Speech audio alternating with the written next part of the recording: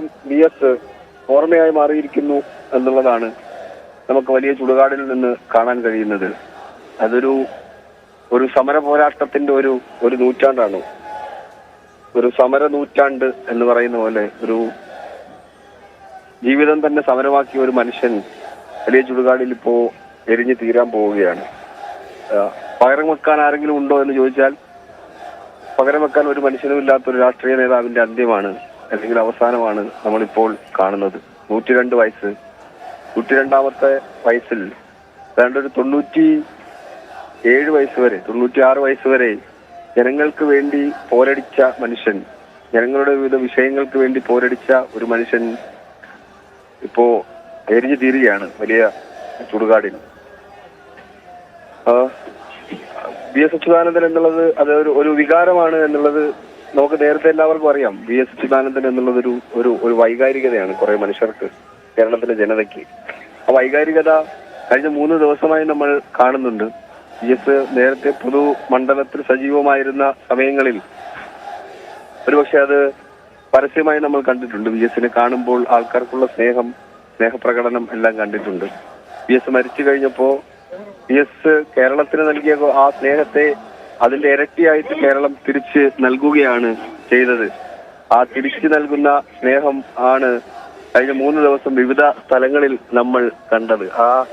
ആ സ്നേഹവായ്പ ഇനിയില്ല, VS ഇനിയില്ല എന്നുള്ള യാഥാർത്ഥ്യത്തിലേക്ക് മലയാളികൾ പൂർണ്ണമായും എത്തിച്ചേരുകയാണ്. അതിനകത്ത് ഏതെങ്കിലും തരത്തിൽ ഇവിടെ നിൽക്കുന്ന മനുഷ്യന്മാർ മൊത്തം വൈകാരികമായിട്ടാണ് ഈ യാത്രയയപ്പിനെ കാണുന്നത്. അവർ വിളിക്കുന്ന മുദ്രാവാക്യം കണ്ണേ കരളെ എന്ന് ആർത്തുലച്ച് വിളിക്കുന്നുണ്ടായിരുന്നു.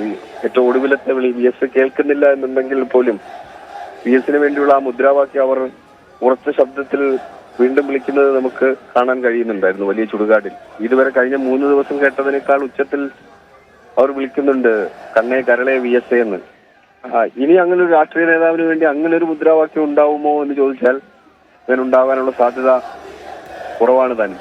കാരണം ഒരു കണ്ണും കരളുമായി കണ്ട മനുഷ്യൻ, അഴിമതിക്കെതിരായ പോരാട്ടത്തിന്റെ ഒരു പ്രതിബിംബം, സ്ത്രീ പ്രശ്നങ്ങളിൽ ഇടപെട്ട് സ്ത്രീ പ്രശ്നങ്ങളുമായി ബന്ധപ്പെട്ട വിഷയങ്ങളിൽ സ്ത്രീകൾക്ക് വേണ്ടി നിലകൊണ്ട ഒരു മനുഷ്യൻ, പ്രകൃതിക്ക് വേണ്ടി നിലകൊണ്ട ഒരു മനുഷ്യൻ, അങ്ങനെ വ്യത്യസ്തമായ രാഷ്ട്രീയ വിഷയങ്ങളിൽ നിലപാട് സ്വീകരിക്കുകയും തന്റെ നിലപാടാണ് ശരി എന്ന് തന്റെ പാർട്ടിക്ക് മുന്നിൽ താൻ കൂടി സ്ഥാപിച്ച 1964 ആ കൗൺസിലിൽ നിന്ന് ഇറങ്ങി വന്ന 32 പേരിലെ ഏറ്റവും അവസാനത്തെ മനുഷ്യനാണ് ഇപ്പോൾ എരിഞ്ഞിറങ്ങുന്നത്. തന്റെ പാർട്ടിക്ക് കൂടി ബോധ്യപ്പെടുത്തി കൊടുത്ത മനുഷ്യനാണ്. ചില നിലപാടുകൾ പാർട്ടി എടുക്കുമ്പോൾ പാർട്ടിക്ക് അതിനകത്ത് തെറ്റുപറ്റി എന്ന് പരസ്യമായി പറഞ്ഞ മനുഷ്യനാണ് ഇപ്പോ ഈ എരിഞ്ഞിറങ്ങുന്നത്. അതിന്റെ വൈകാരികത സ്വാഭാവികമായിട്ട് CPM പ്രവർത്തകർക്കിടയിൽ ഉണ്ടാകുമെന്ന കാര്യത്തിൽ യാതൊരു സംശയവുമില്ല. ആ വൈകാരികതയാണ് നമ്മൾ കണ്ടത്. എന്തോ നെഞ്ചിലെന്തോ കനം പോലെ കുറെ മനുഷ്യർക്ക് തോന്നുന്നുണ്ട് VSന്റെ ആ മനുഷ്യനെ സംസ്കരിക്കുമ്പോൾ സ്വാഭാവികമായിട്ട് ഉണ്ടാകുന്ന ഒരു വൈകാരികതയുണ്ട്. അത് അയാളോടുള്ള അല്ലെങ്കിൽ ആ മനുഷ്യനോടുള്ള ഒരു സ്നേഹത്തിന്റെ ഒരു ഏറ്റവും അവസാനത്തെ ഇതാണ്. മകൻ VS അരുൺകുമാർ ചിതക്കെത്തി കൊളുത്തുന്നു.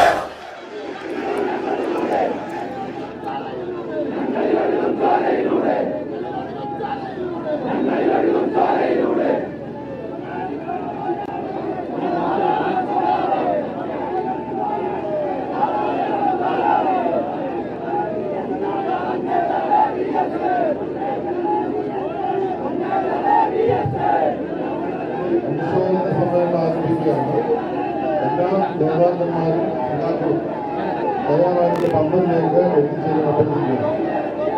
അനുശോചന സമ്മേളനത്തിൽ പങ്കെടുക്കുന്നതിനായി എല്ലാ നേതാക്കളും സഖാക്കളും ഇവിടെ പ്രത്യേകം തയ്യാറാക്കിയ പന്തലിലേക്ക് എത്തിച്ചേരാൻ അഭ്യർത്ഥിക്കുകയാണ്.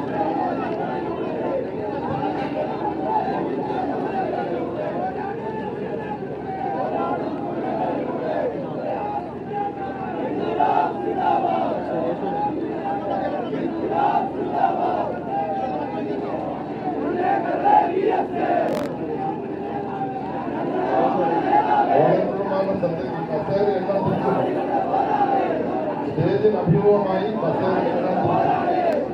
വോളണ്ടിയർ സഹായങ്ങളുടെ സന്ധ്യയ്ക്ക് സ്റ്റേജിന് അനുകൂലമായി സ്റ്റേജിന് അഭിമുഖമായി എല്ലാ കസേരയും അഭ്യർത്ഥിക്കുക.